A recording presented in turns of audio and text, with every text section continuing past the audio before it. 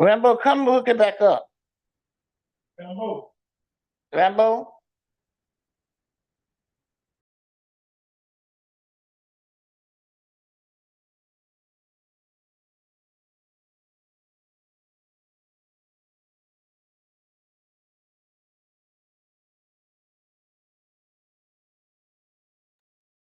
He's unmuted. The video is stopped. I don't want to stop the video. Let me just stop. Okay. Stop video.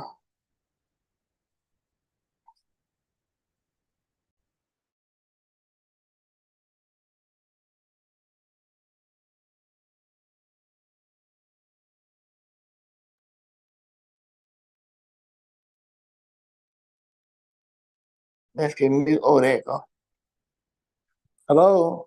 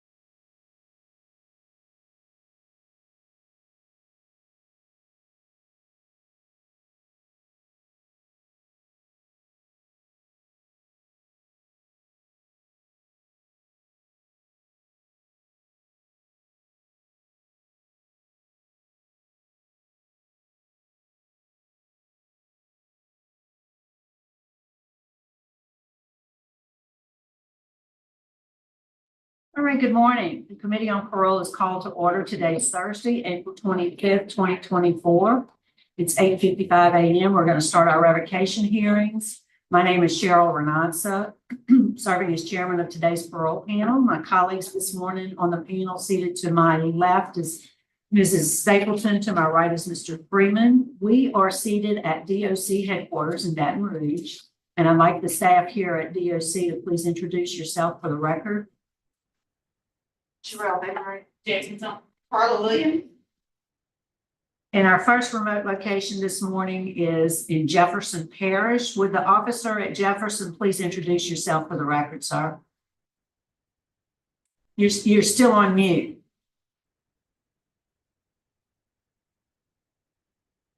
Oh, I can see. Deputy A.J. Marlboro with Jefferson Parish Sheriff's Office. All right, thank you, Mr. Marlboro, for accommodating us this morning. And is this Mr. TOUSSAINT? Yes, it is.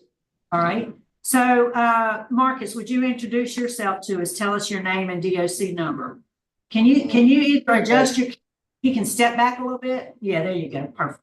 That's better. Marcus TOUSSAINT, 716749. Sir, good morning. You're here for a revocation decision this morning, and we have a form we're going to put up on the screen. I'd like you to verify if that's your signature on that form. Just stand by, we're going to put it up for you. Okay, ma'am.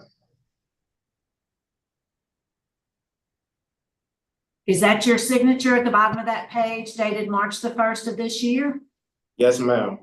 Okay, thank you. Based on your answers to those questions during your preliminary hearing, you're not eligible for appointed counsel. So are you ready to proceed with the revocation hearing today? Yes, ma'am. Okay. I'm going to read the allegations against you, after which you will enter a plea of guilty or not guilty, and then we'll have a conversation about it. First, let me recognize the folks who have joined us. I believe you can see we have your aunt, Adele Walker, your mother, Adina Cobbins, and LaShawn Johnson, the mother of your children, all who want to speak on your behalf. So we'll ask them at the appropriate time to do so. So let's get started. You're accused of violating the conditions of your parole, condition number 3, and that allegation is that you left the state of Louisiana without permission, as evidenced by a warrant issued on January 18, 2024 from the Harris County Sheriff's Office for domestic violence. You admitted to traveling outside of the state without permission during a phone call you made to Agent Bro from the Jefferson Parish Correctional Center. A record check revealed that you acquired a Texas driver's license using 5311 Beverly Hills Street, apartment 26A, Houston, Texas, as your address. The driver's license has an expiration date of December 7th, 2030. Texas driver's licenses are valid for 8 years, which places you in Texas during 2022. There was no travel permit issued then. You provided this Texas driver's license to the Louisiana State Trooper when you were arrested February 15th, 2024. So how do you plead to violating condition number 3? Guilty, ma'am. And then there is condition number 4. It states on January 18, 2024, a warrant was issued for your arrest by Harris County Sheriff's Office for domestic violence. How do you plead to that violation? Not guilty, ma'am. And there's another condition 4. It states on February 15, 2024, you were arrested by the Louisiana State Police for possession of marijuana. How do you plead? Guilty, ma'am. And then lastly is condition number 10, and it states you're currently $660 in arrears with your supervision fees. Guilty, ma'am. Okay, your case has been assigned to Mr. Freeman. Would you answer his questions?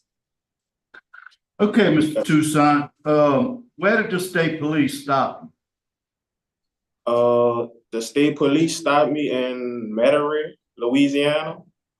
Okay, so you were back in Louisiana when they stopped you? Yes. Where were you staying? I was staying at 1804 Hickory Avenue in Harahan. Why didn't you get a travel permit when you went to Texas? I didn't. My 2-year-old daughter, she was constantly having health issues at the time, and I really wasn't thinking. It was a spur of the moment type thing. But since I've been home, I've been in compliance with my parole officer, and we never had any issues whatsoever. Where was the marijuana hidden? It was in a pair of my friend's jeans that I borrowed that I didn't know it was in a. Okay, so you trying to say you didn't know the marijuana was there? Yes, sir. Okay. You know, it's a good day to be truthful. So, you didn't know the marijuana was there? No, sir. And, tell me about this, domestic violence. What was that about? Me and my child's mother got into a verbal dispute about her finding out about a different female I was dealing with. And she just got kind of angry. She knew about my situation being on parole, and she made up a story and called the police. Was there any physical altercation? No, sir. What's going on with those charges? They still pending? She said that the charges were dropped after she called and made the report. She said that she called the next day and the charges was dropped. All right, I have no further questions. All right, and let's see, we'll hear from the folks who want to speak today. We'd like to first hear from Ms. Johnson. Is she on the phone with us? Yes, I'm here. Go ahead, ma'am. Introduce yourself. Tell us your relationship to Mr. Toussaint, and then what would you like us to know? The mother of his children. Okay. What would you like us to know? About the charges, I did lie on the report, and I called the next day and dropped the charges, but the lady said that it wasn't up to me no more. The charges were dropped on my end, but the state of Texas had picked them up. Right, so we don't really at this point know what that status is, do we? Right. Right. Thank you, ma'am. Ms. Cobbins, could we hear from you? My sister, she had to leave. She felt a little sick. Good morning. She had to leave. Okay. I'm the auntie Ideal. Okay, so Ms. Cobbins had to leave. Well, Ms. Ideal, would you like to have some input? What would you like us to know? Yes, I wanted to let y'all know that Marcus was raised right. Marcus knows right from wrong and the consequence of things that if he don't do the right thing. But I know in my heart that Marcus mean a whole lot out here, being out here, which he have his 2 daughters, his kids and his mother. And also Marcus had spent time with me because I'm a cancer survivor. And he done a great deal for me. I just wanted him to know that he are meaningful to society and he could be a growth in society and allow for things to change in his life. So that's what I wanted to let him know. And also, he do help his father with jobs. His father do roofing work, and he help his father with jobs and everything. So we try to keep him busy while he out here, and we try to let him know to occupy the rules and regulations of what he's on and everything. So he should know right from wrong, because he wasn't raised like that, to beat on no woman or nothing like that. So that's all I have to say. Thank you. Thank you, ma'am. Thank you for that information. Mr. Toussaint, is there anything you'd like to say to us before we vote?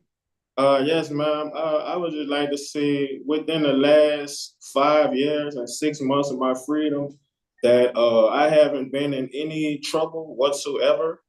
And I've been taking care of my kids and sick aunt, and I made mistakes at a young age, and sometimes it gets hard, but I've really been trying my best to be a better person, and I appreciate anything but being incarcerated. Okay, I think we're ready to vote, Mr. Green. Okay, Mr. Toussaint, now the problem I'm having is that you're not accepting no responsibility for nothing. The dope isn't yours, and you didn't touch the girl, even though they didn't drop the charges, which tells me that I'd love to see the arrest report on it. Cause I think there's more to it than that. But anyway, regardless, you went to Texas after absconding, you had marijuana, my vote is to revoke. Mrs. Stapleton. I agree with Mr. Freeman, and one thing for the future for you to know, in most states, it's changed now. If the police decide that there's evidence of a crime, it's not put on the victim to bring the charges. Therefore, the charges cannot be dropped, even if the victim says nothing happened, if they see black eyes or anything like that. So the fact that they didn't drop the charges and we don't have a police report, I agree with Mr. Freeman. It seems as though they saw evidence of the crime. Even though she said it didn't happen, they saw evidence. So I agree completely with him. Mr. Toussaint, I'm glad to hear that you, your aunt tells us they support you, and that's important. Family support is so important. But I am concerned too, without any resolution of those charges in Texas, my vote today is to revoke your parole. You will have an opportunity to reapply for another hearing, and we'll send you some information on how to do that. But in the meantime, it's up to you to find out what's going on in Texas. You need to find out if those charges have been resolved. That's mine. All right. Good luck to you, sir. All right.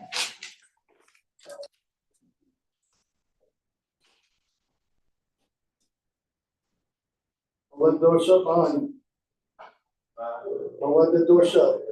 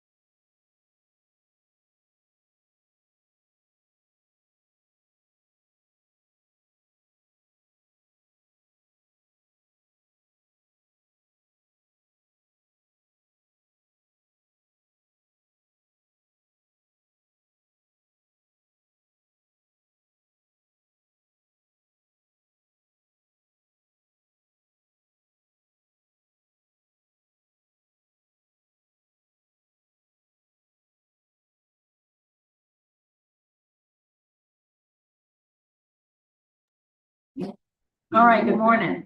We're, Mr. DUPRE. Good morning. Y'all are on mute. Good morning. All right, good morning, Mr. DUPRE. For the record, sir, introduce yourself, tell us your name and your DOC number. David DUPRE, 437-808. All right, and so welcome back. Yes, You ma'am. have let me introduce the panel members today because you should recognize Mr. Freeman, but this is Mrs. Stapleton. We are Yes, your you appeared before a parole panel, let's see, March 19th. Yes, ma'am. Okay, and at that time, I read your allegations for parole violations into the record. It was parole, it was condition number 4, you pled not guilty. It was condition number 10, you pled not guilty. The panel that day continued your hearing because we felt like we needed additional information. Yes, Is ma'am. all that correct? Yes, ma'am. And you still maintain that you're not guilty plea? Yes, ma'am. Since then, we have obtained additional information, and we do have some folks who are here today. Let me recognize them. We have Kel Taylor, Lashana Johnson, and Gwendolyn Pasos, who all Yes, are here, and they want to speak on your behalf. So we have all reviewed the record and the proceedings from the last hearing, so we're going to just jump right in and hear from the folks. First, we'd like to hear from Ms. Taylor.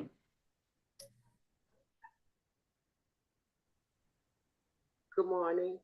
Morning. My name is Raquel Taylor. Can you get my baby, please? I'm Designing Dupre's mother. Excuse me, I'm sorry, we didn't understand you. I'm Raquel Taylor. I'm Designing Dupre's mother.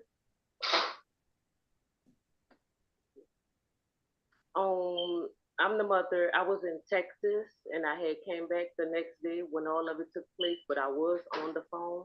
When it took place, I received the call. David DUPRE didn't know nothing about what was going on.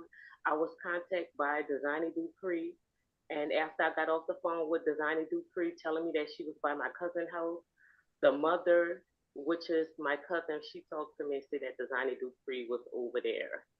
And she wanted to let me know that she was over there, that she was bringing her home because she didn't want to be in trouble for Designing leaving the house, running away, and come to her house. And she informed me that Designing did say she didn't want her dad talking to her or telling her that she was going to kill him and then kill herself. When I talked to Designing, she said, "Mom, can I sleep over here?" I said, "No, you know, I don't allow you to sleep out. Anything can happen sleeping out."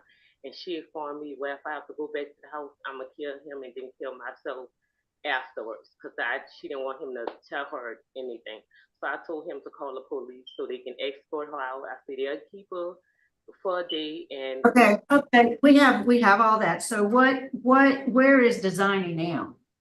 Designing, she used to with a lady in DC-REV have Designing. So she's with someone else at the moment. She's not with me. And are you back in Louisiana? Yes, ma'am. I've been back. I came right back home. Okay. All right. Anything else you want us to know? No, ma'am. But I did want you to know, Designing was stating that it started over some shoes, ma'am, and that's not the case. I did buy shoes when I was in Texas, and I got it delivered to the house.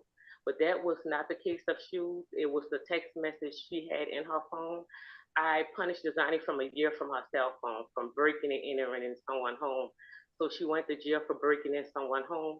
So I gave her a punishment. Her punishment was, I'm gonna keep your phone for a year. My daughter, which is 16 years old, was sneaking and letting her use the phone, and she was on the phone texting some inappropriate things to boys that she was saying sexually. It broke me down, and I was pregnant at the time, so I'm pregnant and I'm crying. I was like, what if something happened to her? She can catch anything, she can get pregnant, then I'd be having a baby, have to raise her baby, her and her sibling. And I informed David DUPRE what was going on because he had no idea. He had just came home from work and he was inside cooking, so he had no idea to nothing that was going on. I had to let him know what was going on. He didn't even know what she was. Okay. So your relationship with David DUPRE is what? That's my fiance. That's my kid's mother. We have 6 kids together. Okay. All right. Well, thank you. Is Lashana there with you, No, ma'am. Johnson? No, ma'am. Okay, so we'd like to hear from Lashana Johnson. Thank you, Ms. Taylor. Do you want me to mute it now, ma'am? Yes, ma'am, that would be helpful. Can you hear me? Yes, we can. I'm Lashana Johnson. I am Raquel Taylor's cousin. After that incident took place, DeSani was sent to my mother's house upon Gwendolyn Passos. Upon meeting DeSani, the injury that she says she sustained, she had no injuries. And the splint that she had, she took that off the same night and got her nails done. And since DeSani had been around us, she had stirred up a lot of trouble. She was stealing, and my mom wound up sending her back because of that. So any allegations that she's saying, a lot of it wasn't, I don't think it was true, because she was stirring up a lot of mess of family when she came to stay over here. All right, well, thank you. And that's Miss Gwendolyn is with you? Yes. Yes. There's something Good she'd like morning. to say as well? Yeah, my name is Gwendolyn Passos, and on the night that I was called to go down to Children's Hospital to get DeSani from Children's Hospital, on entering the hospital facility, I saw DeSani walking around. So she didn't look like anyone that was injured to me. But anyway, I said, okay, I would take her to my home. So when I got her, I live in Kenner. So when I got her to my home, I examined her to see if she had any bruises. She had no visible bruises on her. She did have a splint on her finger, which she took off.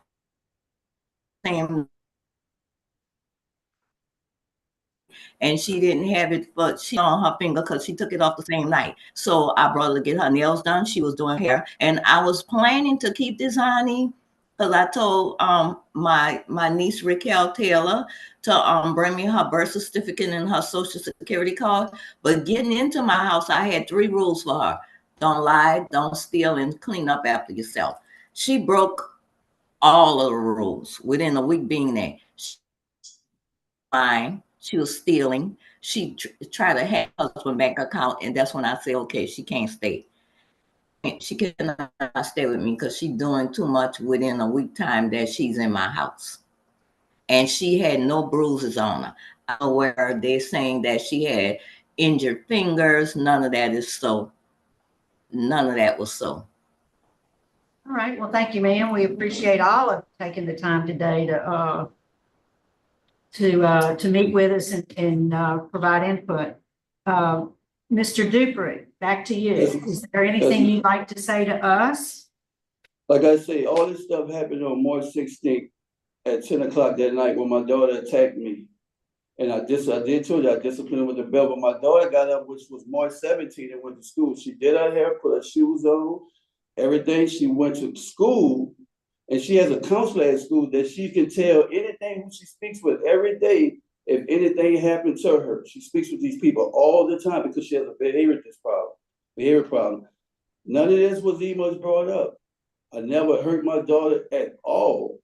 But all I get was a phone call after she get out of 8 periods of class, and she plays the PE in the dance class, and then say that I'm being persecuted for something I ain't do, talking about a fractured finger and the broken ribs. I'm like, if that was the case, how she was able to go to sleep that night, get up, get dressed, do her hair, and then go through 8 periods of class, and then go to a hospital after school and say that I did it? The best place was to report that is at school, not after school.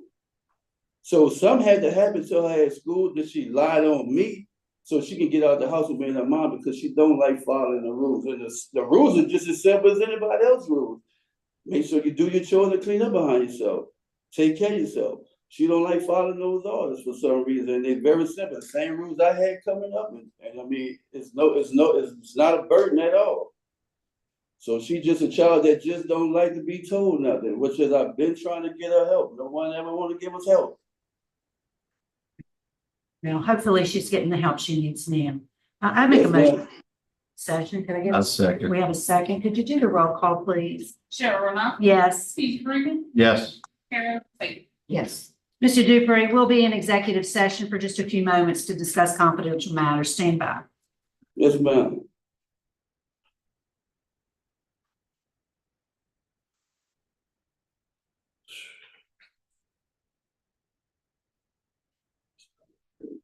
The crazy part is I'm not related to none of these people.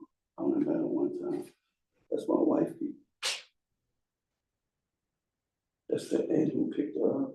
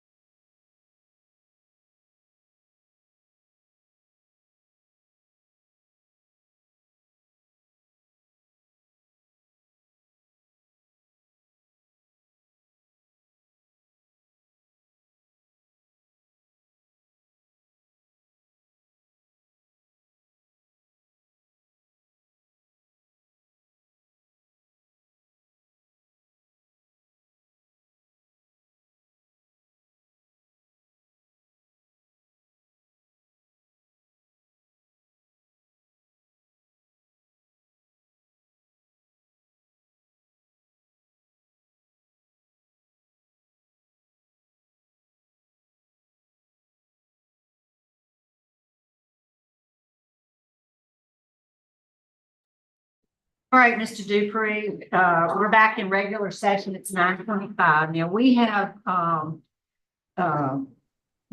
thoroughly, I have at least thoroughly reviewed all the documentation that was provided to us by the medical records, the DCFS reports, and we've listened very carefully to the testimony here today. I'm gonna tell you, I'm hoping, as you say, it's your hope that Design is getting the help she needs. I hope that's what's happening for her now. My vote today in the matter of your revocation hearing, though, is you pled guilty to simple battery. So my vote today is to revoke your parole. Mrs. Stapleton. I agree with Mrs. Renasis for the same reasons. Mr. Freeman. I concur. All right, sir. Today your parole is being revoked. You'll have the opportunity to reapply for another parole hearing. We'll send you instructions on how and when you're able to. Luck to you, sir. I think that concludes our business in Jefferson. Is that all? Many people would vote me anyway. That concludes our business, sir. So we're going to sign off at 9:26. Thanks for helping us out today. Thank you. Wow.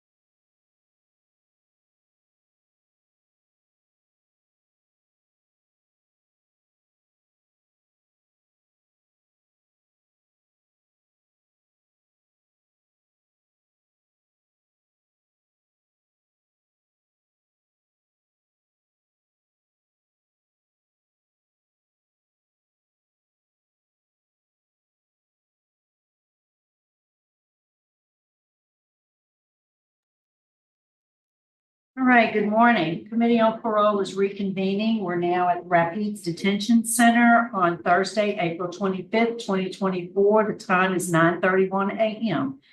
And Mr. White, are there any staff in the room with you?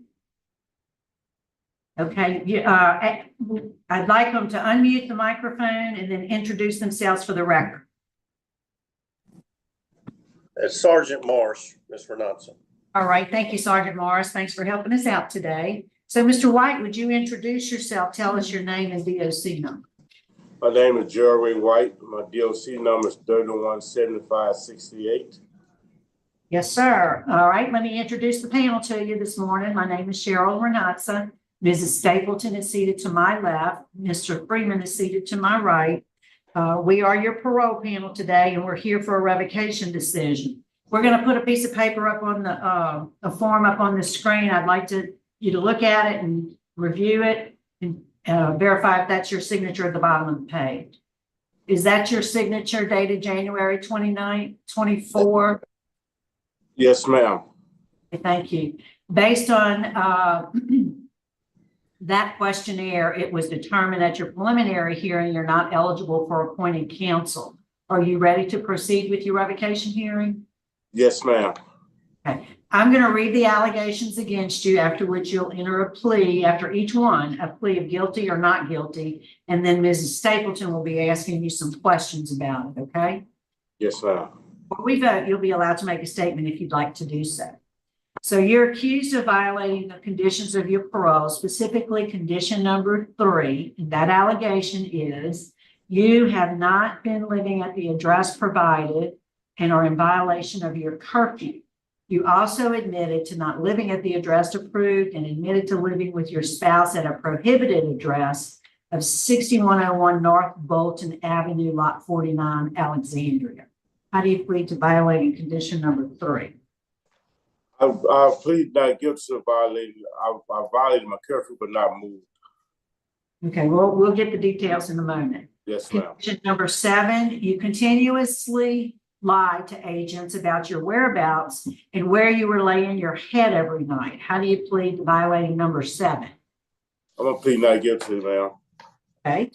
Then we have number 10, and it says you have failed to make a single payment towards supervision fees since having been released, and you're currently in arrearages of $191.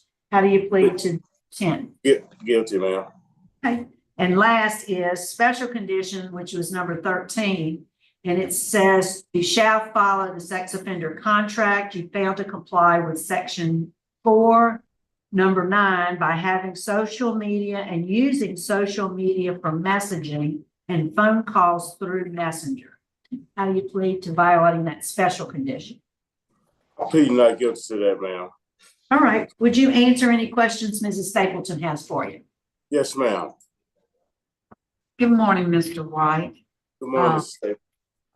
Okay, I'm looking at the revocation decision from your officer, and I can see that they document very closely every time that he went to the house to check on you, and then the roommates would say you weren't there, and then finally it was, at an hour that was past your curfew, and you weren't there. So you had roommates also saying you weren't there, and then he did find you living at the home of your wife. So what about that's not true? And who's not telling the truth? Ma'am, first, about the roommate part, me and my roommates have issues, and which my parole officer knew about the issues that we had. And of course, me saying I passed my curfew, I did violate my curfew a few times. And when he did come a few times, I was at work. And he said from 10 to 6 in the morning, I had to be at the residence. And I didn't know if I was at work to apply to that, because I didn't go to work at 5:30, and I'd be gone, which he had called my boss that morning to talk to her. And she said anytime that I said I was at work, just call her, and she would verify and gave him the address where we was at. And then with my wife, ma'am, I never moved my wife. I stayed at 3308 Willow Glen River Road, which I paid my rent, and I was trying to get all my rent receipts up for you guys, but for Don't Prevail. And Mr. Williams, my landlord, he's in New Orleans, a tree fell on him, to write me a statement and get copies of my rent receipts. Yes, I did visit my wife at a restricted address, and she have now moved. Me and him talked about that, and she have moved, and he have approved that address, so he had no problem with it. So on January of 2024, it was the offender was currently not home, and the roommates advised the offender was not home all day. Then he checks again, and it was 12:15 a.m. at that same address, and he didn't find you home. And so on 124, so 122, 123, so your parole officer was really trying desperately to see what was going on with this. And so on 124, that's when the arrest was made, because you were not staying at your residence. And that's where they found that you were using a phone for Facebook and Messenger, social media, which is totally prohibited. Do you have an answer to that? Yes, ma'am, I do. And when Mr. Roman called me that morning, that's where I was at work that morning, which I did visit my wife. My wife is disabled, ma'am. She had a light stroke. She can't use her right side. And so I told him, I went over there and I cleaned her up and I changed it. What my sister used to do, but she was at work and my kids was at school. So I told her, I said I did. She called me, I went over there. She needed some of the pens. So I went to the dollar store. I got her some of the pens. I washed up, cleaned up, and I fed her. And that's after I did the little job I did. And I called Mr. Roman and told him I should be at the boarding house between 2 or 2:30. And when I finished, I went to the boarding house. I called Mr. Roman and told him I was at the boarding house. And I told him, yes, I was in Cabana, the prohibited address sent by my wife. And I did not move to Cabana. But yes, I was in Cabana taking care of my wife. And I phoned him and let him know that on numerous times I called him and he said, if you have any problem, you have to be anywhere, you call me, let me know. I left a text message. I called him to let him know that I had to go to Cabana and see about my wife. What about the question I had for you about the social media? Yeah, ma'am. Go ahead. Facebook, I mean, did you use Facebook and Messenger? Did you do that? Because that was prohibited. No, ma'am. See, that was when I got out October the 16th from Carter Correction, and I didn't have a phone. So my wife gave me the phone to use, and she had a tablet at home. She had logged out of her Facebook account and she had deleted a message off the phone. And when they went through the phone on the porch and then they hit Facebook, it had Archer White and it was logged out and no message wasn't even installed in the phone. She had all that, deleted it and logged out. And when he said Messenger, when I had talked to him, he said Messenger, and he said it wasn't social media because I wasn't on Facebook. He said it was messaging. I thought you were talking about the rest of messaging through your text on your phone. No, ma'am, I was not on Facebook. It wasn't even my phone. My wife let me use it. She logged all that out and used her tablet. You wasn't able to join us today, maybe by phone call or Zoom, and corroborate all the things you're saying right now? I try to have, I'm here with one of the social workers, the guards now, and I try to have them to call my sister and have her to call my wife and have her to write a statement and with a text to him, and he was going to text it to you guys like my boss did. She dropped a letter off and he said he would text it to you. But I'm sure if he could call her and she could verify that it was her phone, if the account was in Archer White's name. And one more question. You were charged with failure to register. Oh, ma'am, I registered.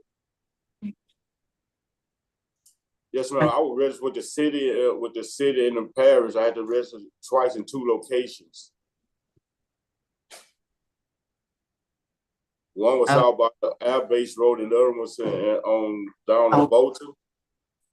Okay, well, I don't have any further questions. I'm gonna pass it to the other board members to do. Okay, why can't you live with your wife? Is there young kids in the home? Is there daycare around? What's the problem? Yes, sir. I have a 12 and a 15-year-old at home. And so I had talked to my parole officer and I had told me and him, I had agreed. He said, if you move out of Cabana, the restricted area, I wouldn't have no problem you living with your wife, but you cannot live in the restricted area because it was a trailer park. And I told him that my sister was going to take my 2 boys for 3 or 4 months to however it takes long for me to help my wife rehabilitate herself. And she in treatment, out treatment for her help. And he said he had no problem with that. And he just seen me the other day and say that he checked the address. What she lived at now. Problem is that you can't live with her because of the 12 and 15-year-old, right? Yeah, yes, sir, correct.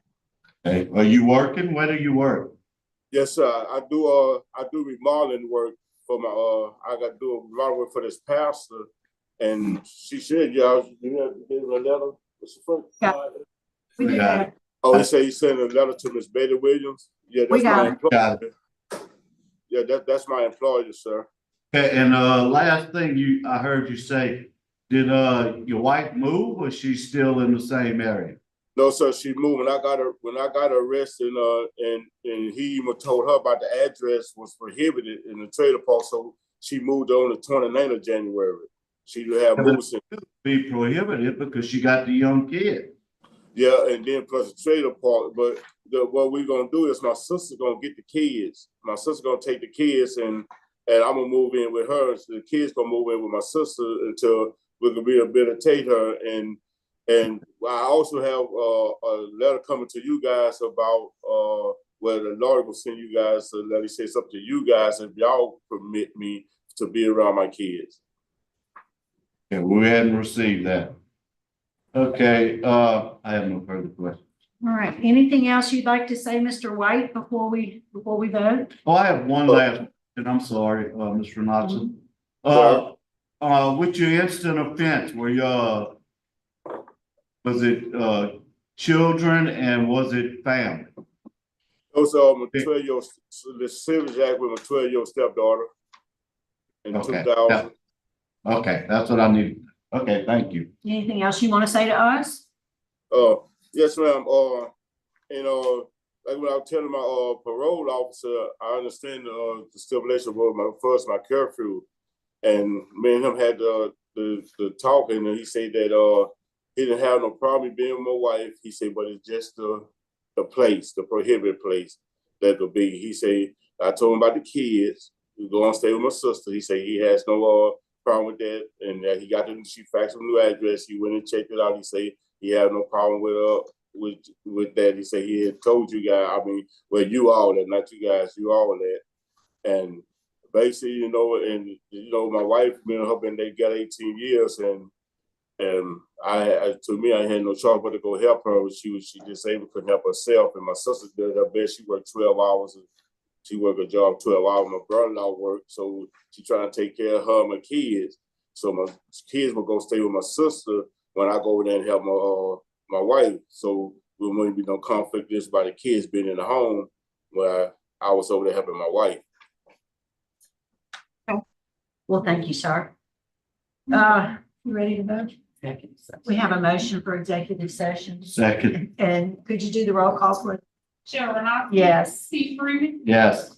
Carolyn Speaking. Yes. All right, Mr. White, we're going to be in executive session for just a few moments to discuss confidential matters. Stand by. We'll be right back. Yes, sir.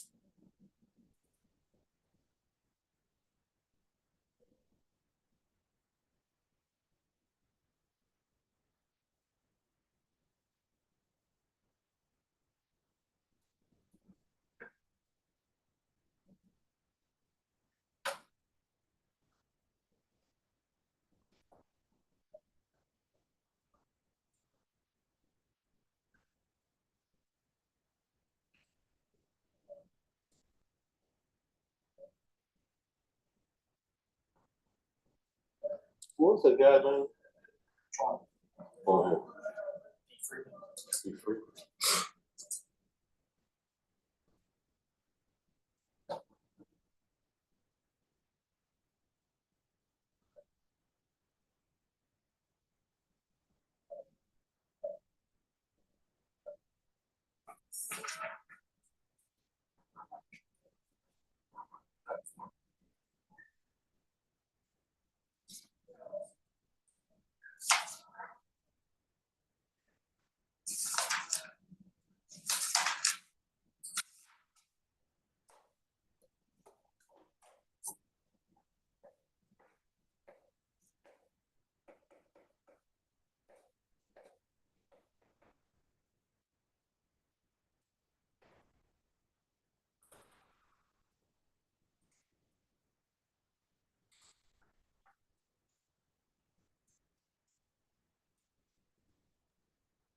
All right, Mr. White, we're back in session. It's 9:48. We are prepared to vote. Mrs. Stapleton will do her vote first. Mr. White, after careful consideration, you did break the rules, and that's wrong. And so, that's a reprimand, but we're going to vote not to revoke you today. And it's going to be with special conditions that you get an approved address. And also that you get an electronic monitor that will be paid for by the state. Yes, ma'am. Mr. Freeman? You're receiving a good break here today now.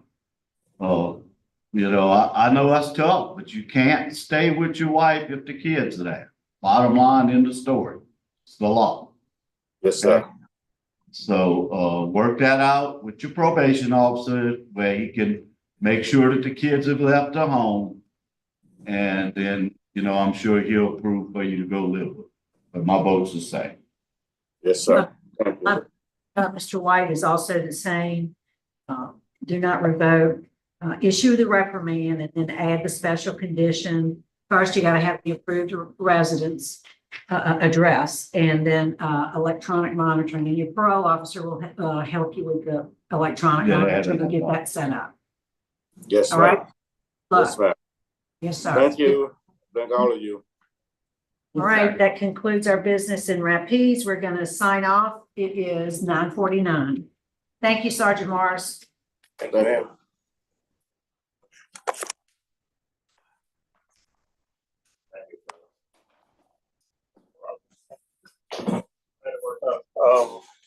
Frank, tell him how long it'll be before we can actually release.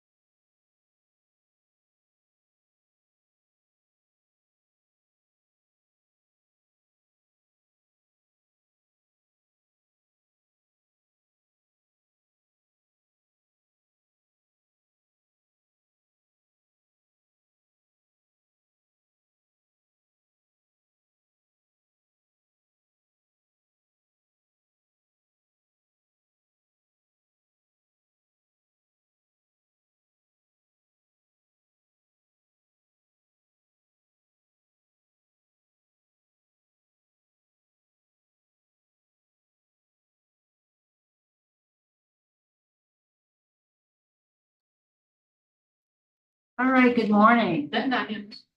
All right, okay, just stand by. The Committee on Parole is reconvening. We're at Franklin Parish. The date is Thursday, April 25th, 2024. It's 9:54 a.m. And sir, we're looking for Mr. We will go ahead with this. We don't bring any meetings. Okay. Sir, would you tell us your name and DOC number? SERGIO BOWIE, 720, 723316. Excuse me. Sergio Bowie. Okay, let me get the right file. Sorry. And that is mistaken. Okay.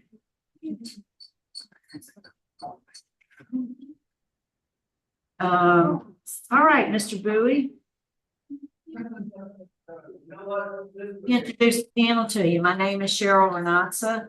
Seated to my left is Mrs. Stapleton. To my right is Mr. Freeman. I'm going to read some information into the record, after which I'll ask you to confirm it. And then I'm going to turn it over to Mrs. Stapleton, seated to my left. Your case has been assigned to her. Let me let you know that we have some folks who are joining us by Zoom. Your son, let's see, your wife, Felicia Lewis. We have Terrence Wynn and LaWanda Finney, all who are joining us. Well, they're here. I think I'm looking at the, I'm looking, stand by just a second. I think I have the wrong. Wrong piece of paper, man.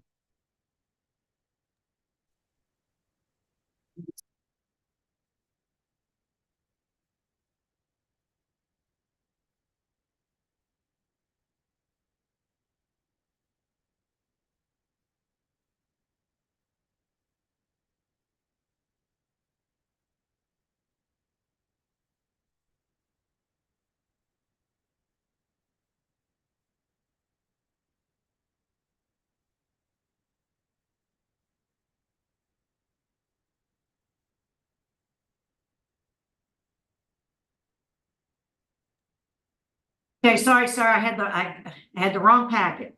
So Yes, let me read the identifying information. You're classified as a second felony offender. You are currently serving a 5-year sentence. You were sentenced. Let's see, you have indecent behavior with a juvenile sentencing date in East Baton Rouge, July of 2021. You have another sentencing for unauthorized entry. You were initially sentenced in 2017, but you were revoked. Given probation and revoked again for the new felony conviction. Let's see, your parole eligibility was October 16 of 2023. You don't earn good time, and your full term date is January 16, 2025. Does all that sound right? yes, ma'am. Right. Your case has been assigned to Mrs. Stapleton. Would you answer her questions? Yes, ma'am. Good morning, sir. Good I morning. wanted to ask you a question. I guess we'll start with the burglary. What went on there? I believe I was 16, just turning 17, and I was hanging with some guys, and it was drug influenced. You know what I mean? I didn't really have anything to do with the initial burglary, but you know, growing up around King Bradford and Baton Rouge, you know what I'm saying, is you're held to a specific standard, you know, and I made a mistake, you know, and it's a term, you know what I'm saying, real nigga, as they call it. I wanted to be one, so we refer to it as taking a lick for your partners.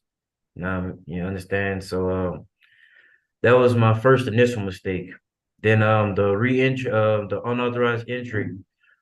This was back in 2017. You know, I had just come home from serving a little time for the burglary, and the flood had happened in 2016. I never was really able to get my feet on solid ground, so I wound up living on the street. So I was staying in this building off college. I had a job at the time, actually. I was working at the IHOP, you know, I was trying to have some sort of revenue coming in, you know, just so that I'm not a complete and total disaster of a man. And I wound up going to jail for that. You know, basically was not squatting, but you know, I was I was basically homeless staying in this building off college. And then I wound up, I come home in 2020. And then, I seen you scratch your ear about the whole indecent behavior with a juvenile. Now, ma'am, okay, I've pretty much served all my 20s in jail. I have never did any homosexual activities, but I noticed that, like, Matthew chapter 7, verse 1 says, "Judge ye not that ye be judged." How can I judge you, for doing this when I was a thief growing up, But I noticed that the over homosexualization of young boys, and it's a long story, ma'am, but they caught me with some drugs because I've suffered with addiction since I was about 17, and they told me that basically they gave me an ultimatum, this or that, but they made it seem as if, I was just gonna do this, then I was gonna have to register for 5 years, and then I'd come home roughly 2 years prior after. I really kind of got duped on the whole situation, but I am not a pervert. I am not a pervert, you know what I'm saying? And now I'm pretty much, just pretty much duped myself with this whole situation, So I've made mistakes in life, and this being one of the big ones. If I could do it all over again, I'm pretty sure anybody in my current predicament would, but this is I've learned not to say it is what it is. I learned to say it is what you make. And unfortunately, this is what I've made it. You understand? One question though, while you're saying all this, let's get to, did you rape a juvenile? No, ma'am. So that's a false allegation. Yes, ma'am. And you accepted the charge for it, correct? Yes, ma'am. Okay. And then later on, I see where you've absconded in 2021 and your parole was revoked. How about all of that? Did that was your fault, different caused it? I'm not exactly sure how I absconded, when I forget my parole officer's name. Okay. And hear me out. I would come visit her often. Granted that I was only out there from Thanksgiving Day to January 16, 2020. I believe that I roughly seen her, if not once a week, once every other week. And then when I came to jail, she told me to she told me not to revoke, So that's probably why it probably looks as if it took forever for me to revoke the probation or parole or whatever it was I was on. Okay, well, I see where you've taken quite a few classes and you take sex offender 1, 2, 3, and 4 class, correct? Yes, ma'am. Okay, and victim awareness, correct? Yes, ma'am. No, ma'am. I'm unaware of what victim awareness is. Okay, well, that's an excellent class. And the reentry and anger management, did you take that, or did you take more classes and I'm just not aware of it? I've taken reentry before, but I have yet to take it again, ma'am. Okay, anger management? They the facility that I'm in, they would not place me in other classes due to my offender class. Okay, So values. Ma'am. So you've taken the sex offender class, right? And then earlier the reentry class. Those are the 2 classes. So Yes, I understand. Okay, you do have strong law enforcement opposition. You do, and victim opposition also. So it's something that you should know. I'm going to pass it along to my other board members. So what do you do? What are you doing now? Are you in class or you have, what do you do all day? Pretty much nothing, I'm literally just laying, I've been praying for this moment here, rather my parole get accepted or denied, my prayers have been answered here. I'm not gonna throw the whole Jesus mumbo jumbo in your face trying to let him free. No, regardless to the fact of the matter is, you know what I mean? So no matter what happens today, you have a release date of January 16th. next year. So what are your plans? You on your master prison record, it shows your address as being homeless. So what arrangements have you made for housing? My mother, she's pretty much been with me through this whole ride, so I do have somewhere to go, you know, some Is sort of that- stable job. No, ma'am, it's in Walker. Okay, so that's good. You plan to move away from the Baton Rouge area. That's a good thing. Respectively. I plan on doing the necessary steps of these next 15 years, you know, with the registration and all that. Cause I've learned that you have to not want to come back to this place. You know, because it's been like these past 4 years have been like some of the worst days of my life, you know. But it's been a real journey of mine, you know. Now, granted that I understand the whole offender class situation, you know. It's been a lot of doubt in my mind that y'all would even much this meeting would even much happen, you know, because I've like I've heard the tales, you know, sex offenders don't get parole. And you know, like I said, it is what I've made it, you know, but my plans are really just to just live life. I mean, I've spent the majority of my 20s incarcerated. You know, I started coming to jail when I was 17. You know, I really never gave myself a shot, you know, and it's just now, you know, just live until the end. So, is the board prepared to vote? I am. Mrs. Stapleton will be voting. A lot of what you said makes a lot of sense for the future of your life, and I really hope that you are able to do it and prepared to do it.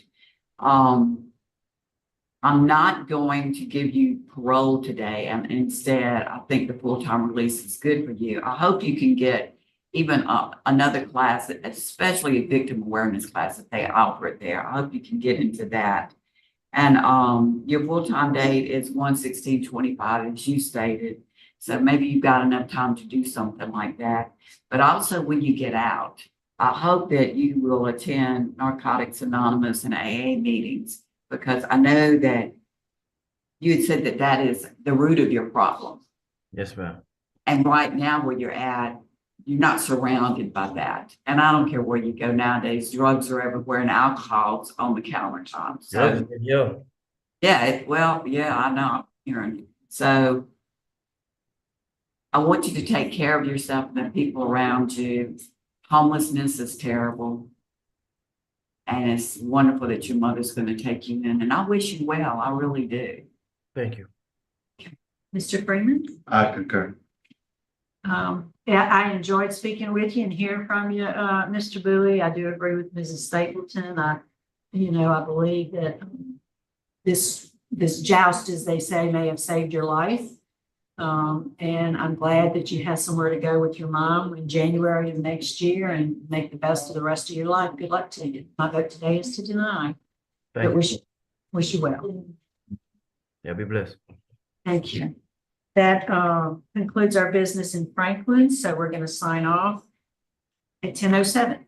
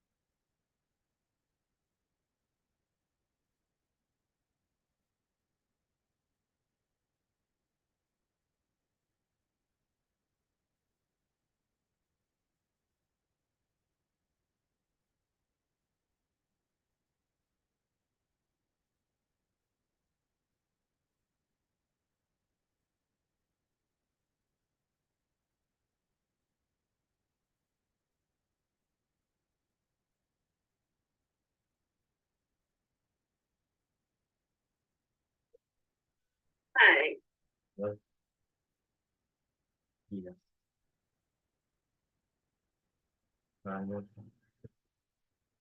Hello?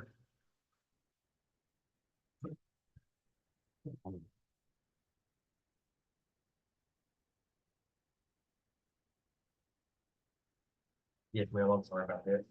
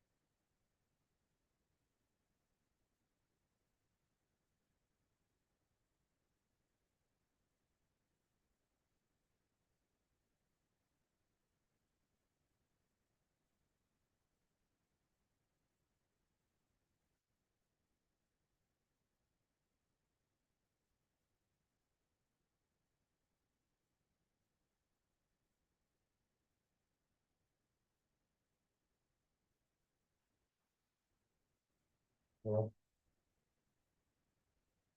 well, there. Yeah.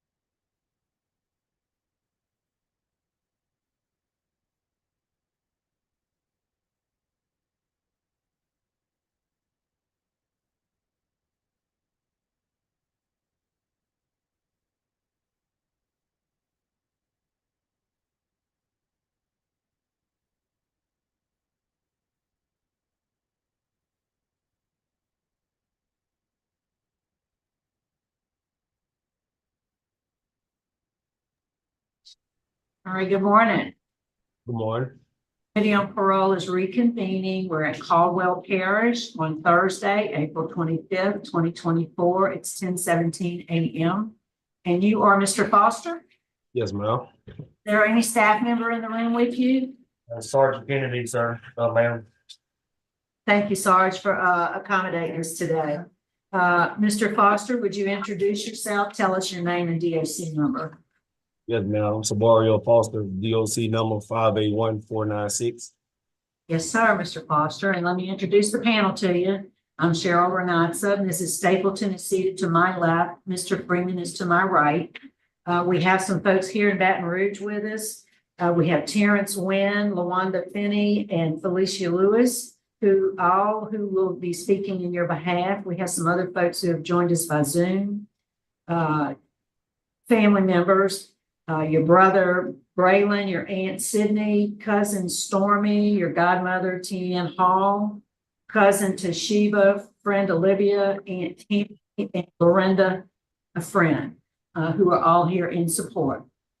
Yes, ma'am.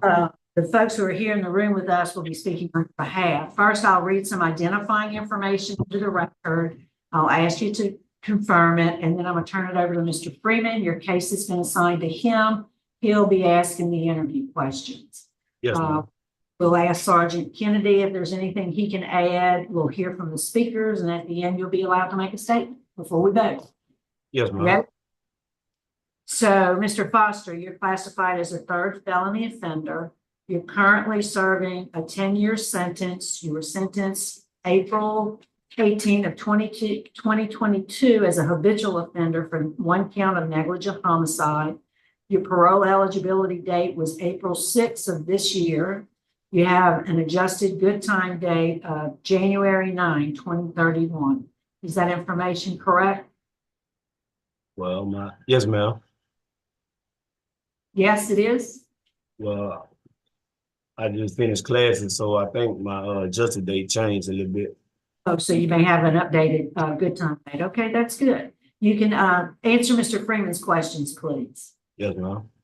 Okay, Mr. Foster, how old are you? I'm 33. And how many years have you served on this charge? Like 2.5. Okay, and what's your educational level? Some college. Okay, okay, Mr. Foster, let's get down to it. Were you driving or not? Yes, sir. Okay, and had you been drinking? Yes, sir. I was celebrating my birthday with family members at my grandmother's house, and sir, how what you made that day? 29. 29. Okay, so here we go. Okay.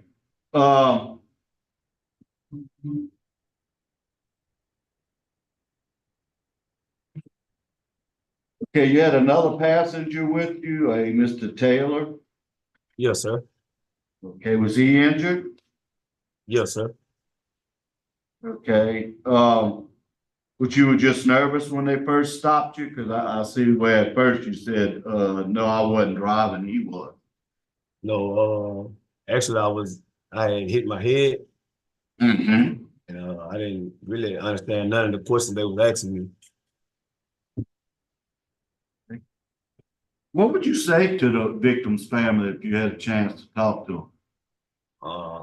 To the PR family, I accept full accountability for my actions because no one deserved to bury a child. Because I watched my mother suffer from the pain and the hurt of losing two of my brothers, and I witnessed the pain that she goes through every day. And I pray every day for their strength, healing, and forgiveness. And I hold myself accountability because Miss Pierre wasn't just a victim; she was a friend, a classmate. And during school football season, she supported me. To know that I was involved in her loss, it really hurted me. Still hurts me to today. Okay.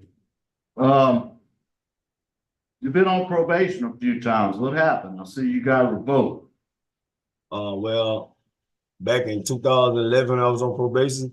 I was under the influence when I got out on probation that once I paid my money, I was done sinning. But you got arrested for something while on probation? Yes, sir. All right. You know, looking at the law enforcement, the judge is opposed. This attorney is strongly opposed. He says you have demonstrated a continuing danger to the community, and our office believes he is highly likely to reoffend based on the totality of this case. So the DA is strongly opposed. James E. Stewart, Sheriff Prater was the sheriff at the time. His chief deputy was opposed. Chief Wayne Smith is opposed. There's nothing you can do about this. Your family, LaWanda, Finney, Felicia Foster, and Ann Hall, they're all very much in favor of you coming home. When we contacted the victim, they didn't want to make a formal statement. They said they're going to leave it up to the power that be to make the decision. So they've kind of left it up to us. What about all this speed? I mean, this bothers me. I looked at your rap sheet and you have 10 traffic offenses. Why you like to drive fast? Well, some of them come from being when I was a little younger, but the night of the accident, well, I was just in the car with my uncle, you know, we didn't have any alcohol in the car, but we were just on the way back to my grandmother's house and we would listen to music, and before you know it, I didn't even notice I was at that high rate of speed. And you was at 100, huh? 99. Yes, sir. 99. Is this a freeway or interstate or just a road? This is like a road. All right. Where are you gonna stay?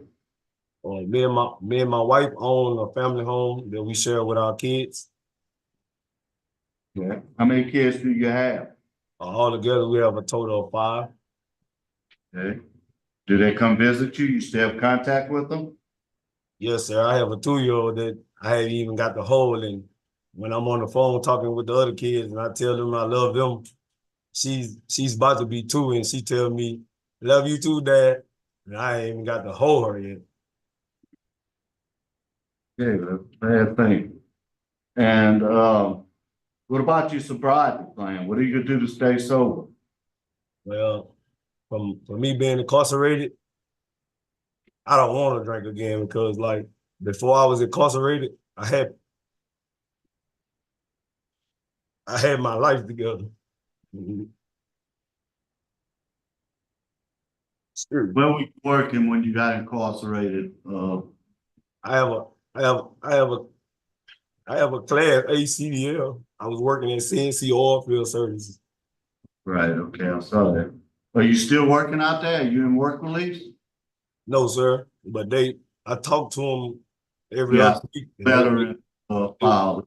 Yeah, they waiting on me. They waiting on me. Okay, I have no further questions. Sir, the classes that you've attended while you've been incarcerated, what are some of them that you went to? I took understanding and reducing anger feelings, anger management. I took living in balance 1, living in balance 2. I took cage raids, and I'm also enrolled in thinking for a change at the moment. So you wrote a victim accountability letter? Did you? Or no? Yes, ma'am. Yeah, that's a good thing to do. And you said Miss Pierre was a friend from school? Yes, ma'am. We was classmates. You were classmates? How did the wreck occur? You said you were on a road. Was it like a 2-lane road or something like that? And you traveled 100 miles, well, 99 miles an hour? Well, it's a 4-lane road. Okay. You just lost control of your vehicle and hit her? Is that what happened? No, ma'am. Well, she actually turned in front of me. He turned in front of you? Yes, ma'am.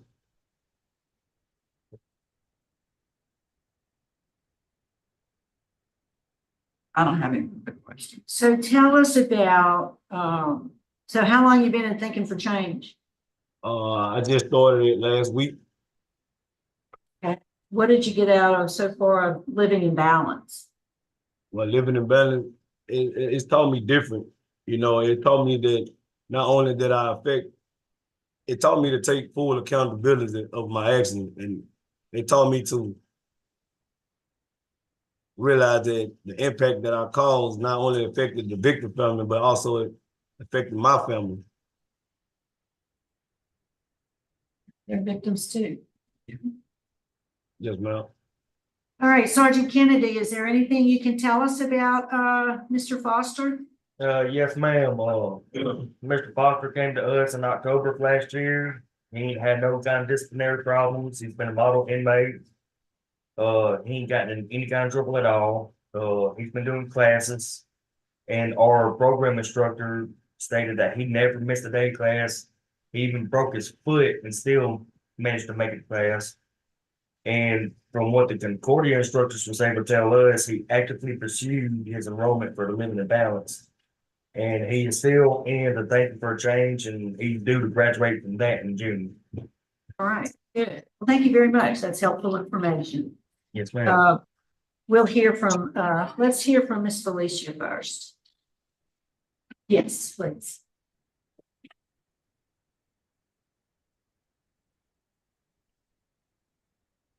Members of the parole board, I just want to take the time to thank you for the opportunity that you give my husband. Now, you need to speak a little louder because we want him to be able to hear you also. He can see you, we don't just want him to be able to hear you. I met SYBORIO 8 years ago. And 8 years ago, if you would have asked me if I seen myself in a long-term relationship, let alone a marriage with SYBORIO, the answer would have been absolutely not. SYBORIO's past and everything that I've heard about him and his past history, he just wasn't the type of guy that I would see myself with. But one thing about my husband, he is very consistent. Consistency is always key. He was so consistent that I was curious. I was curious to know, like, what are your intentions? What are your goals? I'll never forget the day that I decided to have a conversation with him, because I'm the type of person that if I see that you're trying, I want to help. So I never forget the day we had a conversation, and after we sat down at dinner and I asked him, said, what are your goals? What are your intentions? Where do you see yourself 2 or 3 years from now? I never forget, he told me, yes, I have a past, but I want to be a changed man. I want to build my relationship with God. I want to be better. I'll be honest, I can believe the word he was saying. I said, so where do you see yourself 2 or 3 years from today? He said, well, I'm praying and I've been manifesting. And that really, to hear him say that, it caught my eye. I was like, okay, you can manifest. You don't hear it usually from a guy. I haven't heard it from any guy that I've ever dated that they've been praying and manifesting. And I'm a woman of God, so it really just, it tricked me. And I definitely told him 12 things that he was manifesting, but 6 of those 12 things stood out to me. He said, I want to go back to school. I want to work in my career. I want to start a career. I want to get married. I want to purchase a home. I want to purchase a car. And I want to start a family. My husband, I can stand here today and I can say that I am so proud of him. He put in the hard work and the dedication. And he conquered everything that he had on his knees. All those 12 things plus more that he manifested, he did. My husband is a hard-working man. He went to school, he got his CDLs. Most of the things that he's accomplished after this tragic accident. And I also would like to send my condolences to the care family. My prayers are always with them. My husband, he had his CDL, but he works in the oil field, also drives trucks. He's a very hardworking man. He's also a dedicated father to our kids. My husband he loves those kids with everything in him. I've never met a man that loves their kids like he do. He's very active in their life. Even while he's been incarcerated, he has did everything in his time. He hasn't let it dictate him being a father to our kids. He has done everything in his power. He still prays with them over the phone. He helps them with homework over the phone. He does everything that he can to motivate them and, just be there, try to be there with them. Before SYBORIO came to prison, I was pregnant with our daughter. And of course, he missed the birth from him being in prison. That was very, very stressful for not just him, but for me as well. It was so stressful because the things that we see on TV that goes on in prison, those are real life things. Can you wrap it up for us, Ms. Felicia? I'm sorry, we're just on a time schedule. Yes, ma'am. So those are real life things that happen in jail. And my husband would call me, he would tell me about, he's seen someone get stabbed 20 times, he's seen someone overdose on synthetic drugs, and there's nothing that I could do besides pray with him on a 15-minute phone call. And that was so stressful for me during that time while I was pregnant. It was so stressful to the point I almost lost our daughter. But glory to God, she's here today. She's healthy, she's smart, and she's so deserving of this opportunity to have her father at home. I just would like to say to the board today that 8 years ago, I took a chance on SYBORIO, on my husband, and that was the best decision that I could have ever made in my life. I'd just like to ask the board today to please speak in your hearts, to take a chance on him and giving him this opportunity to complete the rest of his benefit home with his family. My daughter turns 2 in July, and this will be the best birthday gift that any child could ever ask for to have a day celebrate with him. Thank you. Ms. Jenny?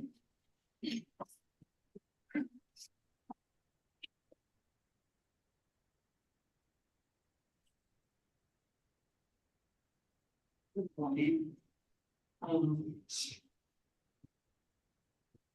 First, I would like to send my sincerely to care family. I know there's a pain that they're doing. I haven't endured their pain, so I need exactly what they're feeling and the pain they're going through.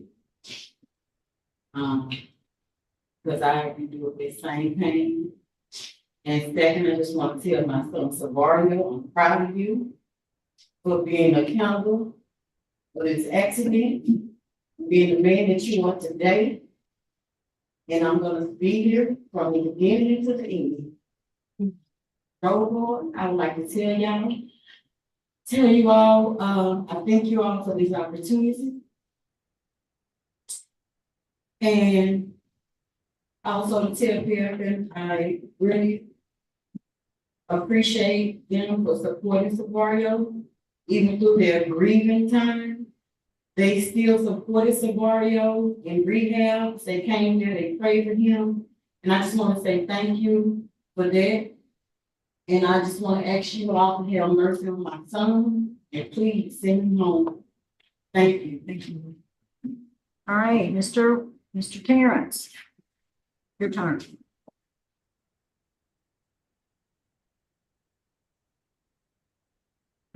Thank y'all for this opportunity. I want to say, as an executive director of Pikes, that we support SYBORIO.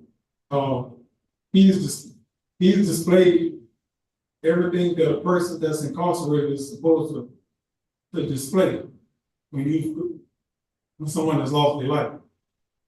And the family of the deceased has shown that they don't hold anything against them. But SYBORIO has pivoted from this tragedy. he's become a better person, a better man, and a better father. He's enlisted in the programs as needed.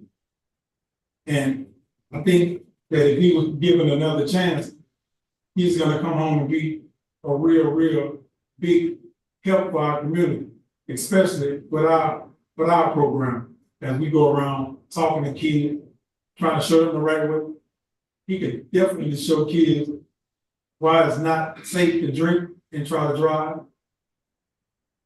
He can speak to them and through the experiences. Because it wasn't with matters that with this incident happened, it was just with bad choices and decisions. But we support him. And if given a chance, I'm sure that he would not let y'all down. Thank y'all. All right, thank you. All right, SYBORIO, what would you like to tell us before we go? To the PR family, I take full accountability, and I'm truly sorry. I pray every day. And to the parole board, I take full accountability for my actions. And I assure you that if I'm granted parole today, you will have no regrets. I'll continue being the best version of me for my wife and kids, and continue being an impact on the ones that's around me. Thank you. All right, thank you. Vote. Yes. All right, Mr. Freeman. Okay, Mr. Foster, first off, I enjoyed interviewing you today. You know, you have a very good head on your shoulders. Unfortunately, the crime that you committed is a very serious one, and there was loss of life. And there was negligence. I mean, you were doing 99, you were drinking. And you got a 10-year sentence, which is, to be honest with you, pretty lean.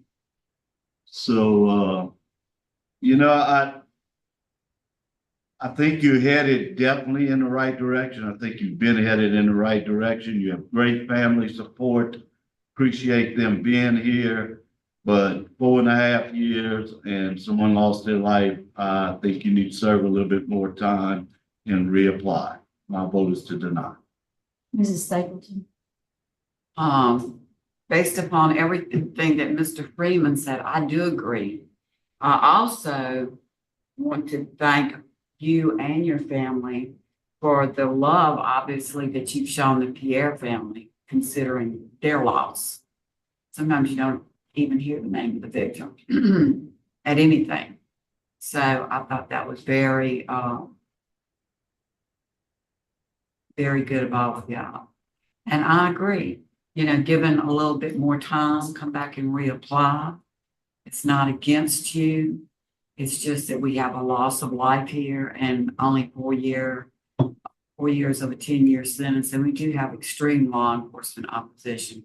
But I agree with Mr. Freeman. I wish you well.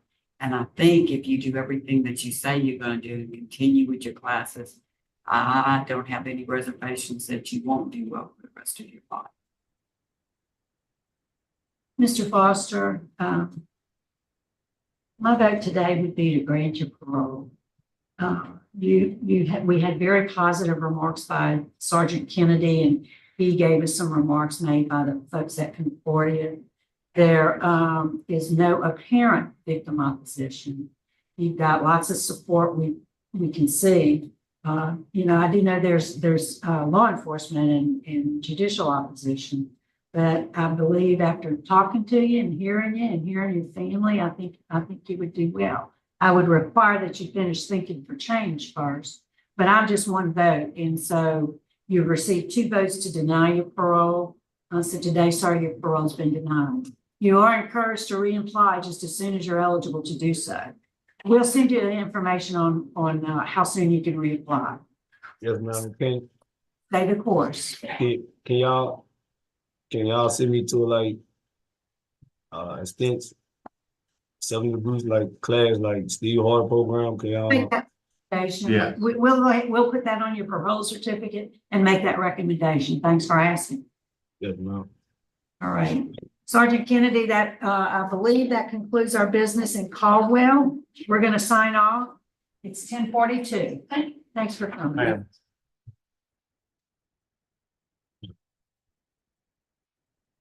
But that was absolutely, good job on asking for that. So I think it's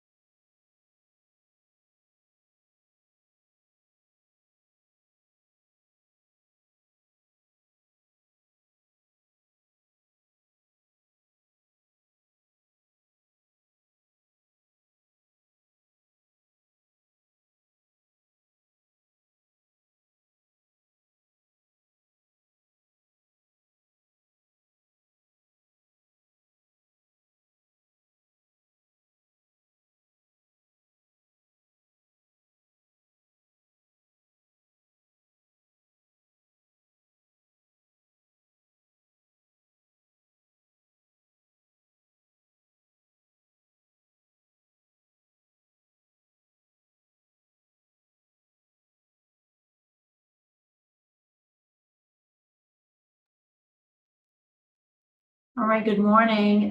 Would the folks at Southwest please turn your camera on? There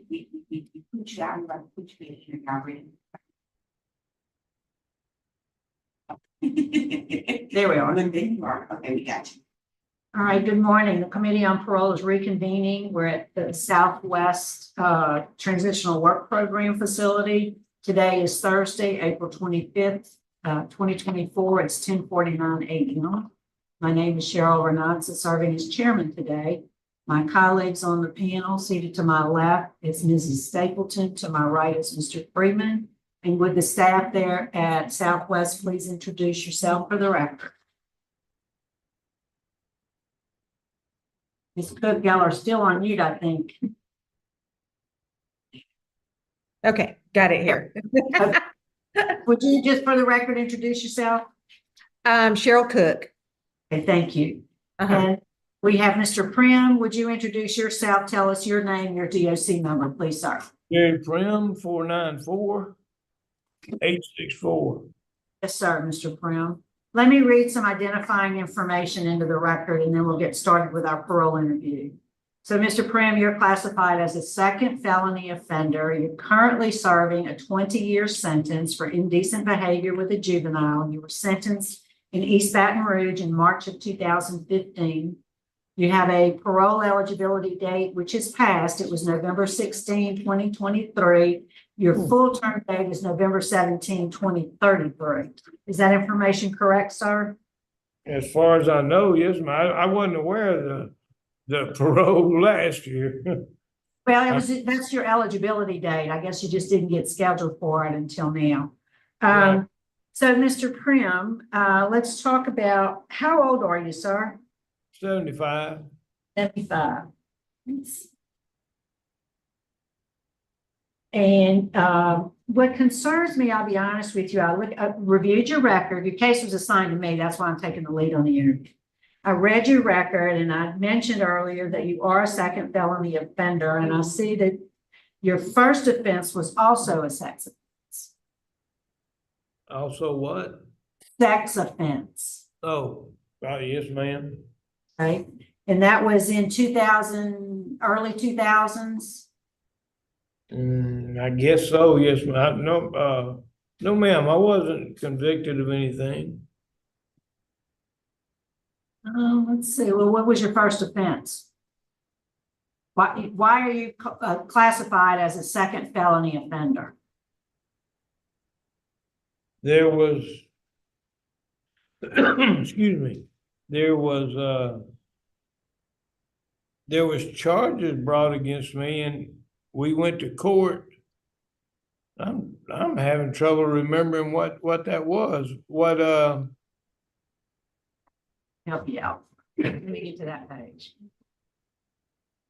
Well, at any rate, the record reflects that your first felony offense was also a sex offense. I'll tell you the date.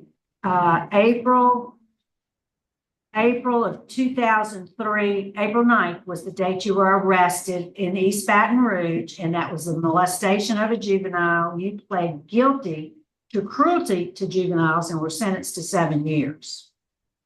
Okay. Now you remember? Yes, ma'am. Okay, good.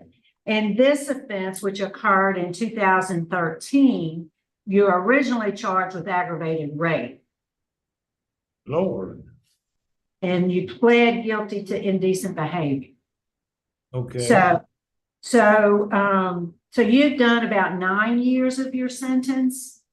10 years of your 20-year sentence. Yes, ma'am. And so let's talk a little bit about what happened, and then we'll move on to talk about what you've done since you've been in jail for 10 years. So the victim in this case was, how old was she? There was no rape. How old was the victim? My question is, how old was the victim at the time? That's what I'm trying to. You don't remember? No, ma'am. Okay, she was 6. 6 years old.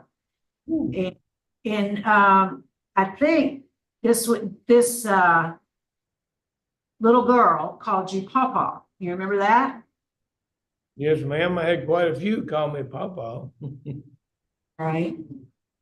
Well, as you can imagine, you have very strong opposition from the district attorney's office, from the sheriff, the chief of police, and the victim's family to any early release consideration for you. If you'd act like you don't remember what happened, but if you could speak to the victim's family or the victim, what would you say to them?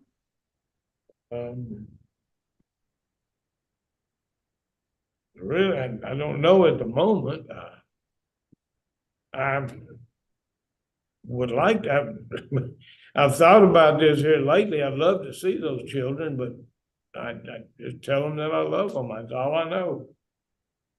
But you didn't do anything wrong? No, ma'am. Why did you plead guilty? Well, the thinking at the time was that they were giving these children so much trouble with all this nonsense, and I just didn't want any more trouble to the children. Okay. That. So go ahead, sir. No, that's about the gist of it. Yes, ma'am. Okay, so what since you've been in jail for 10 years, what have you been doing? What, you have a job there? Yes, ma'am. I work in a garment factory. What do you do at the garment factory? I sew. What do y'all make? Well, let's see. When I was at Hunt, we made blue jeans. Right now, I'm hemming sheets. Okay. And how long have you had that job? Let's see. My second year at Hunt, I started there, I guess, almost 9 years. It's been 8 years, I think. What kind of classes have you taken? Have you taken any classes in the last 10 years? Yes, ma'am. I took, well, I sent you a copy of all my certificates. Right. I just want you to state it on the record, sir. Okay, I took, let's see, there's one I was just looking at here.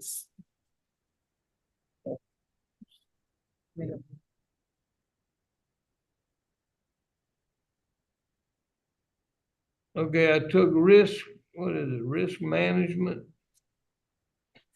It was a four course deal. It was about 2 years. I was in it for 3 years. That's the sex offender treatment.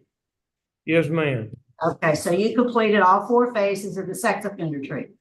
Yes, ma'am. What did you learn from that class? And did you any major takeaways?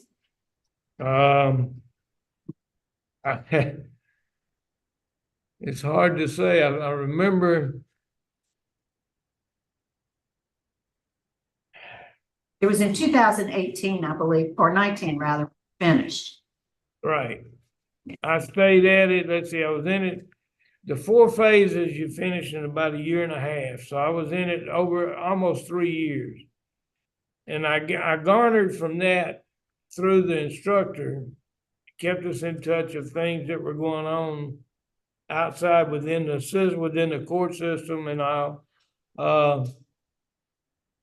As far as my wrongdoing, I just want to be more aware of what I'm doing and what things look like. So you also took in 2016, you took and completed Living in Balance 1 and 2. That's a substance abuse class. What did you get out of that? Well, I'm an alcoholic. I've been an alcoholic since 1982. I was involved in AA for, well, I've been dry now for 40. Let's see, if I make it to September 2nd, it'll be 42 years, 43. I haven't had a drink in 42 years. Let's put it like that. As far as the thinking, yes, ma'am, I learned a lot through AA and reading the big book and being in touch with my higher power. You also took the victim accountability letter training. Did you ever write a victim accountability letter? You know, I think I did. I think I did, but I'm not sure. There was a counselor at Hunt that I talked to several times on that, and I think I gave her a copy, but I can't remember. It'll be in the letter bank if you did. That's good to know. Ma'am. All right. I don't have a copy of it. That's okay. Ms. Cook, anything, can you tell us anything about Mr. Primm? There's no write-ups on him or anything, since he's been here with no trouble at all. He does work in the garment factory. Like I said, no trouble at all here, so there's not a lot to tell you, but he's done good here. Good to hear. He also took anger management too. Okay, yeah, I do see that. I think 2018. Yeah. No. Mr. Primm, is there anything you want to say to us before we vote? Well, I hope you think that I have progressed a little bit, but I'm not sure in that, you know, I can't tell you. All I can tell you is I trust in God to take things as it needs to be done at the moment. I have to try to learn to live in the moment, so here I am. All right, Mr. Primm, thank you for that. I think we're ready to vote. I'll be voting first. I am concerned about you, Mr. Primm. You haven't taken any accountability for what happened in either of your sex crime convictions, and that's concerning to me. I do appreciate that Ms. Cook says you're doing well, and I'm glad you were able to take the sex offender treatment class. But for me, based on the opposition that's been expressed, strong opposition by law enforcement and others, my vote today is to deny your parole. Mrs. Stapleton. I agree with Mrs. Renata. Mr. Freeman. Due to the seriousness of the offense and strong victim and law enforcement opposition, I vote to deny. All right, Mr. Primm, we wish you well. Good luck to you, sir. Thank you for the opportunity. Sir.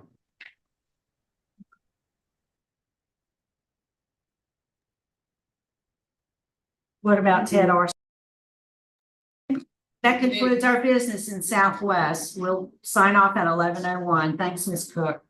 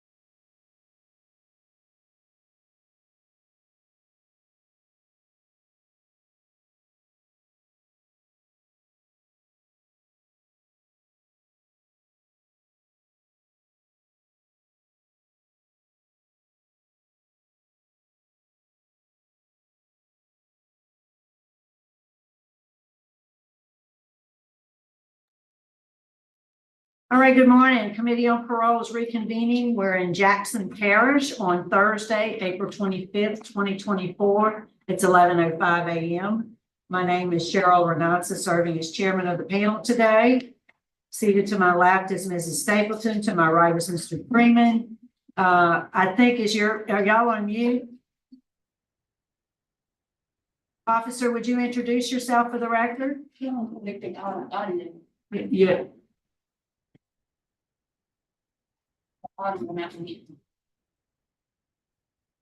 Are y'all connected to audio?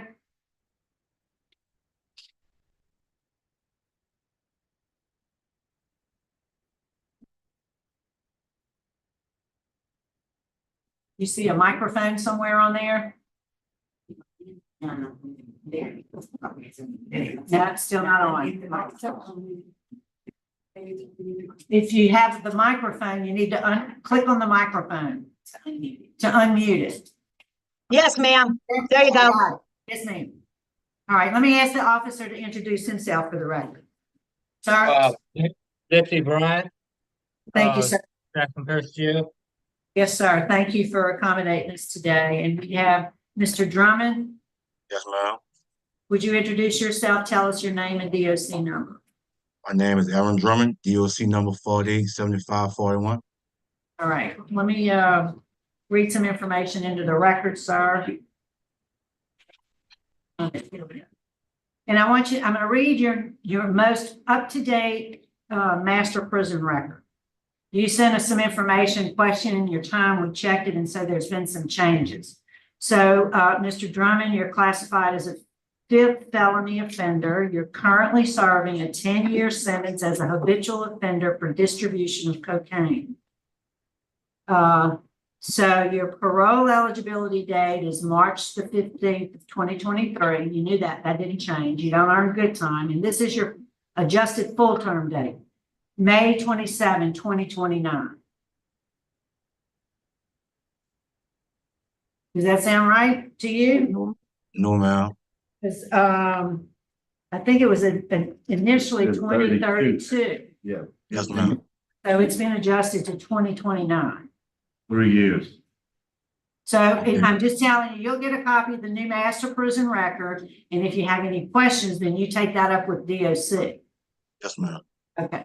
So your case has been assigned to Mr. Freeman. Would you answer his question? Okay, Mr. Drummond, how old are you? 37. Sorry. And how long have you been in jail on this charge? Going on 6 years. Okay.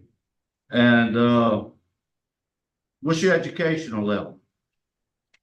I completed 10th grade and I came to jail and I got a GED. Good. Good. Okay. All right, tell me, why you selling drugs? I mean, you got a long history. Just support my family and I have a couple of kids. I work every night, on and off, but to support my family, basically. All right. What do you say to the victims out there? I know it's a drug offense, but I mean, there's people out there you were selling to that got hooked on cocaine, and who knows, some of them may have died with the stuff they selling these days. I mean, what do you have to say to them? I like to say to the victims who I also anything to that if I could take back what I did, I would, because I know I was poisoning those folks, and I'll never do that again. I kind of like learned my lesson from the things that I've done, and I took classes and I learned my lesson. All right. You have 2 children, correct? Correct. Okay. Do they come visit you? Well, where I'm at right now, we do on-screen visits, so I get a visit probably once a day. Okay, well, good. Once a day is a lot. Okay. What have you done inside to prepare yourself for release? What classes you took? Parenting, kids your age, thanking for a change. Like I said, I got my GED. NAAA. I did a lot of classes since I've been incarcerated. Okay. What have you done to prepare you for your release besides those classes? What have you adjusted in your life to where you're gonna go back out there and you're not gonna sell drugs?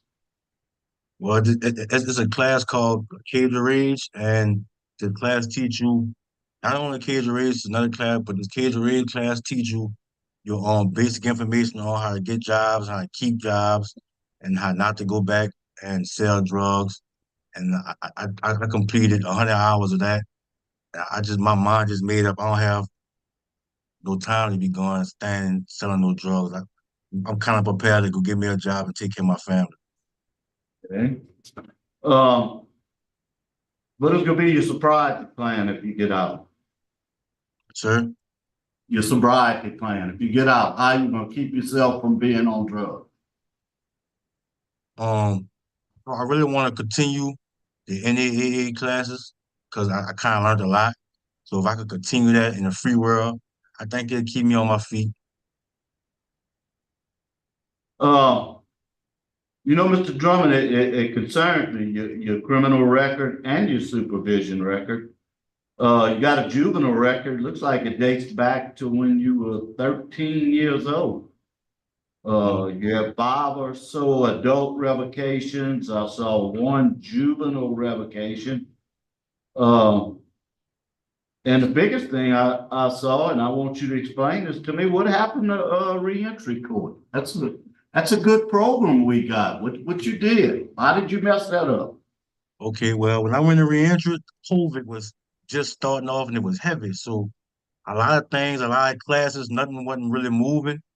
And it was a lot of things going on in that goal. And I ended up getting sick. So when I got sick bad and I couldn't eat and I was throwing up and things like that.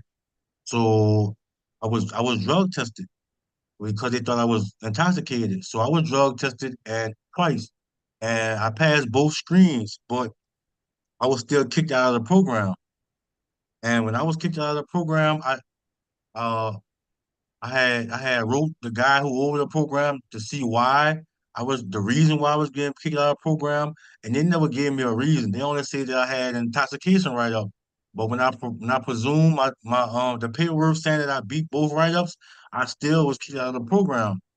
So I completed all right. Well, Angola shipped me from Angola to Rayburn, and I ended up completing my time. But I was kind of surprised that Jefferson Parish didn't bring me back to the Parish to bail me.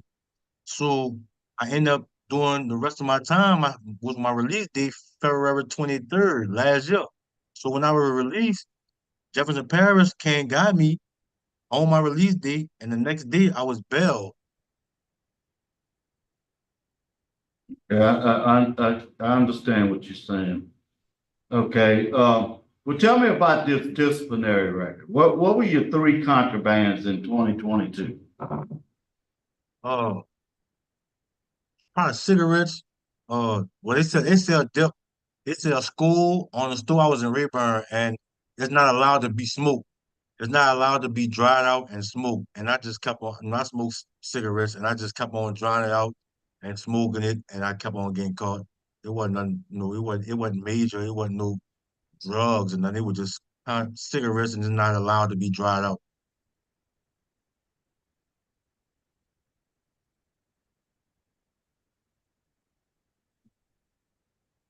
Okay. What about the write-up you got in 2022 on number 11? What was that about? A fight with injury? Yeah, a fight. I had a fight with a guy, and it was involved. A lock was involved. I was hit with a lock a few times, and I kicked the guy off me, and it's a weapon. If you don't use your fist, you use anything besides your fist, it's considered as a aggravated fight. So I was wrote up for number 11.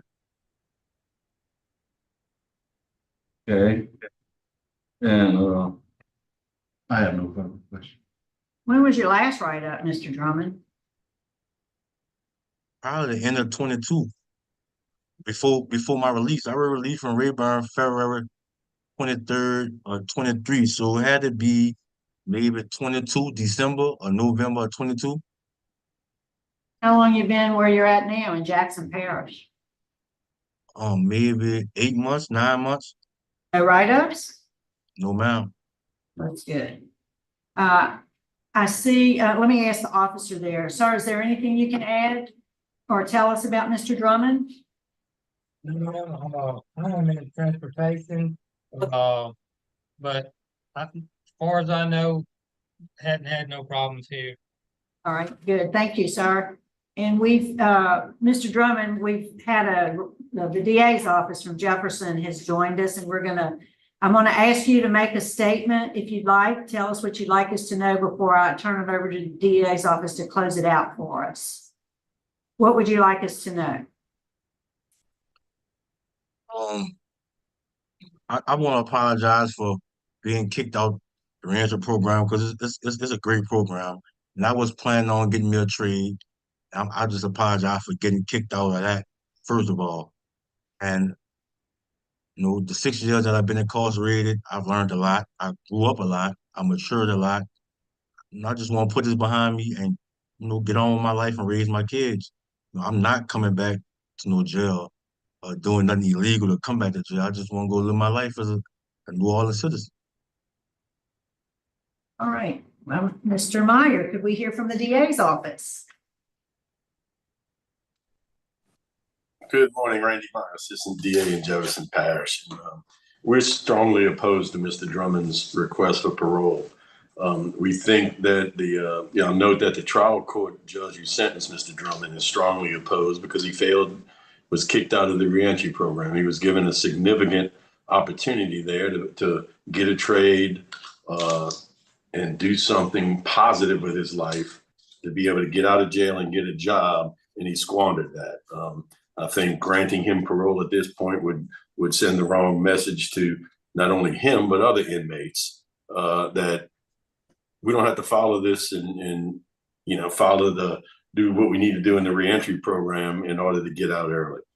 And then if we look at specifically with Mr. Drummond, it's very extensive criminal record, both as a juvenile, as an adult. He's got a moderate risk assessment with a moderate substance abuse and no long-term substance abuse treatment at all that I can see. He said he's been attending NA and AA classes, and I think that's important for him, but I think some real treatment would be appropriate. But then we'd also have to look at his disciplinary report, and that is really bad. He's had 23 reports, 23 disciplinary reports from 2020 to 2023. I don't know that I've seen a guy in 20 years that had that many in that short a time period. 10 of those were contraband. And he's lost, I think, about 320 days of good time as a result of his disciplinary report. While he's been under supervision, he's been in the past, out of about 10 times he's been on supervision, he's been revoked about 7 times. I think Mr. Drummond has not shown that he is prepared to get out and live a crime-free life. I think he needs significant more programming, including substance abuse, and we're opposed at this time until he takes some positive actions to show he's ready. Thanks. Thank you, sir. Mr. Freeman, are you ready to vote? Yes, ma'am. All right. Okay, Mr. Drummond, it's right. I think you need more programming too. I think you need a long-term substance abuse plan, which I will recommend that they try to get you into one of our long-term substance abuse treatments in DOC.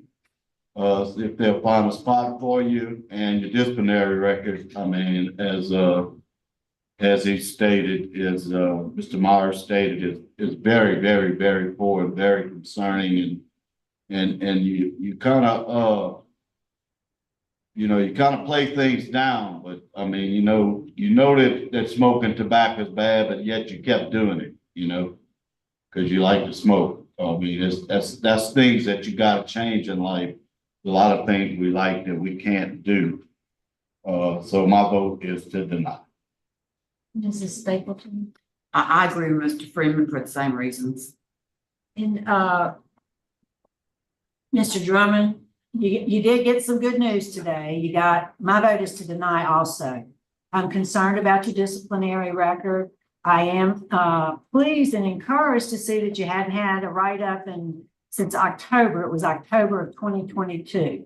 That was your last one. And so something's clicking with you, I think. I think it's starting to click, and I'm glad to hear it. I do agree. I think you need some substance abuse treatment. I'd love to see you have some job skills training too. So we'll make that recommendation, but today is not your day, at least for parole. But we gave you a couple of years on your full term date, and we're going to try to see if we can get you moved somewhere where you get some programs. So next time you appear before the board, you'll be more ready. Good luck to you, sir. What's that? When when is my next parole date? Like how it work? We're going to send you a letter that's going to give you that information. You'll have to apply for another parole date. We're going to send you a letter. It's going to have all that information in it. Okay, one more question. One more question. Okay, be Like quick. the jail that I'm in, it have 0 classes, 0 programs.